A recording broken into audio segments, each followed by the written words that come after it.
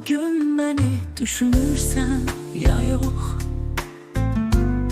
bir tenha kucak darıxıb sənə. Sevdamız çox tez bitti sənin üçün. Ben ve bu yürek burada intizarda. Yüreğimin havası doludur yağışlı. Ben ve sen ve ay sevgi dustağı. Bir dünya dolu həsrət, intizar. Bir sevgi qəriblikdə, bir ürək darıxar. Bir gece ay ve deniz, ben ve sessizlik. Sen gittin, bu yürek kırıldı tez tez. Adın hələ də məhəbbətin en güzel sözü.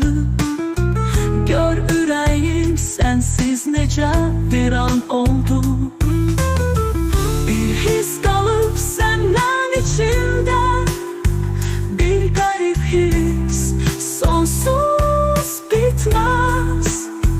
Bir tenha kucak darıxıb sənin üçün. Bir dünya dert, sevgi, sonsuzluq. Sevdamız çox tez bitti sənin üçün. Bütün anlar dərdlə doldu, sən yox. Sen gittin ve senden hatıra kaldı. İki gözyaş yağışı, sevgi dolu yürek.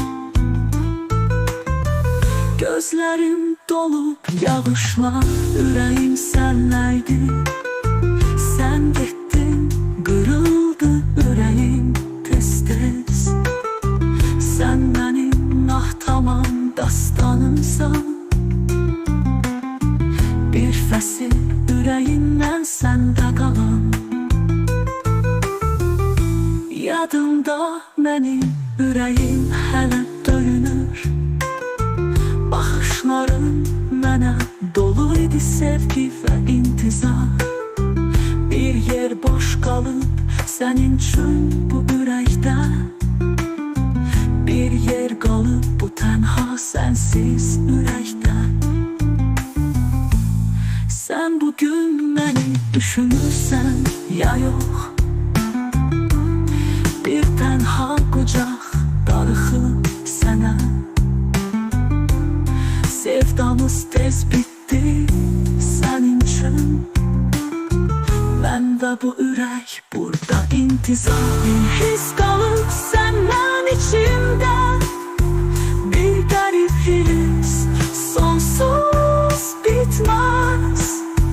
Bir tenha kucak darıxıb sənin üçün. Bir dünya dert, sevgi, sonsuzluq.